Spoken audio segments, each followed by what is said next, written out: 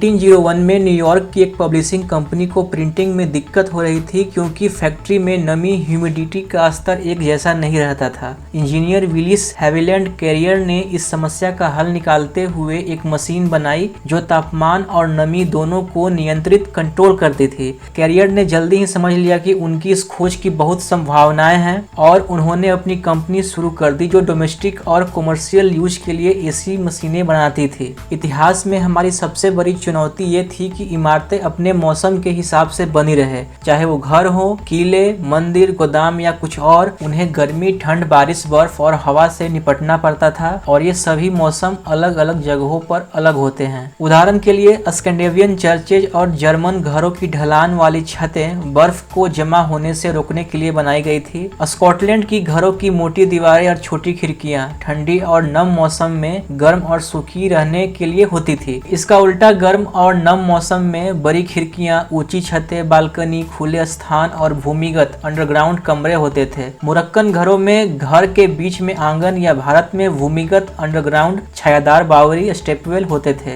ये स्टेपवेल आप राजस्थान में देख सकते हैं। ये कुएं की तरह होते हैं लेकिन इसका एरिया बहुत बड़ा होता है और सीढ़ी भी होता है। आप स्क्रीन पे देख सकते हैं ये अंडरग्राउंड स्टेपवेल है जो हमारे एंसेस्टर पूर्वज गर्मी के दिनों में यूज करते थे, लेकिन समय के साथ अब ये पर्यटक स्थल बन चुका है। प्राचीन ग्रीस और रोम के पोर्टिकोस और कोलोनेट्स दिन के समय छाया प्रदान करते थे। आप स्क्रीन पे देख सकते हैं इसकी बनावट कैसी रहती थी। और भारतीय जालियां लकड़ी या पत्थर से बने जटिल रूप से नक्काशीदार खिड़कियां हवा को संकुचित कंप्रेस्ड करती थी और ठंडी रखती थी। आप ये स्क्रीन पे लकड़ी और पत्थर की खिड़कियां देख सकते हैं जिसमें जालियां भी होती थी। शायद मैं जो बोल रहा हूँ आप वो समझ नहीं पाए हैं तो स्क्रीन पे आप तस्वीरें देख सकते हैं। चीजें बदलने लगी जब आधुनिक निर्माण विधियों और मटेरियल्स जैसे कंक्रीट, पैलेट, ग्लास, ग्रिंडर और स्टील का इस्तेमाल होने लगा। लेकिन स्थानीय मौसम की चुनौतियों के कारण डिजाइन और दिखावट में अभी भी फर्क पड़ता था। फिर आया एसी। 1920 के दशक में एक निजी एसी यूनिट की कीमत कई लाख डॉलर के बराबर थी, लेकिन 1950 के दशक तक छोटे और सस्ते एसी यूनिट का आविष्कार हो चुका था।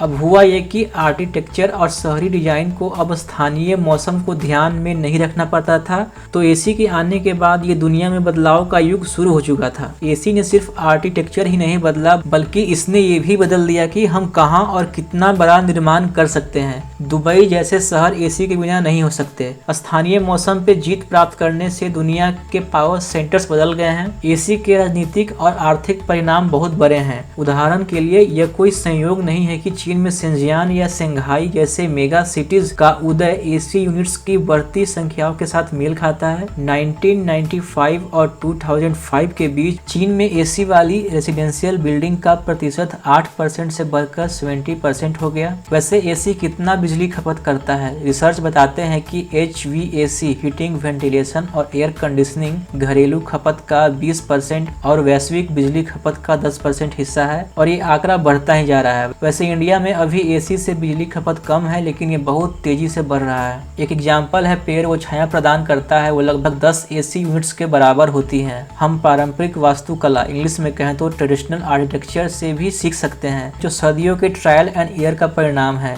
और उसके सिद्धांतों को फिर से लागू कर सकते हैं। मौसम के हिसाब से हम फिर से ट्रेडिशनल डिजाइन से घरों को बना सकते हैं। इससे यह होगा कि एसी पे निर्भरता कम हो सकेगा, लेकिन शायद अब होने वाला नहीं है क्योंकि समय के साथ हम नई चीजों को अपनाने लगते हैं और फिर से शुरू करना बहुत मुश्किल होता है। दुनिया में 2 अरब एसी यूनिट्स हैं, खिड़कियों के नीचे या दरवाजों पे लगे हुए, छतों पे कूड़ा करकट की तरह दिखते हैं और ये लगभग सभी बेहद बदसूरत हैं। एसी ने सिर्फ आर्किटेक्चर ही नहीं बदला, वो घरों का सुंदरता भी छीन लिया। हमने घर बनाने एसी के हिसाब से शुरू कर दिया। अगर आप यूरोप जाओगे तब आपको पता लगेगा एसी के पहले की दुनिया कैसी थी, या इंडिया में राजस्थान या कोई पुरानी गवर्नमेंट ऑफिस बिल्डिंग में जब आप जाओगे तब आपको ये पता लगेगा कि एसी का इम्पैक्ट मॉडर्न इंडिया पे कितना हुआ। ज्यादातर मानव इतिहास में डिजाइन का बुनियादी दृष्टिकोण यह था कि सब कुछ, सचमुच सब कुछ किसी न किसी रूप में खूबसूरत हो सकता है। उदाहरण के लिए मध्यकालीन काल में गारगोयल्स जो सिर्फ पानी निकालने के पाइप थे, चाहे वो मजेदार हो या काल्पनिक, ये सजावटी तरीका उस समय से शुरू हुआ जब इंसान सब कुछ हाथ से बनाता था और ये तरीका 20वीं सदी तक बना रहा। स्ट्रीट लैंप, कूड़ेदान, टेलीफोन बॉक्स और ड्रेन पाइप जैसे चीजें जो सिर्फ काम के लिए बनाई गई थी, उन्हें बड़ी संख्या में बनाया गया, फिर भी उनमें सुंदरता थी। 1920 के दशक में जर्मनी के बाउहाउस डिजाइन स्कूल ने नए डिजाइन बनाए जो बड़े पैमाने पर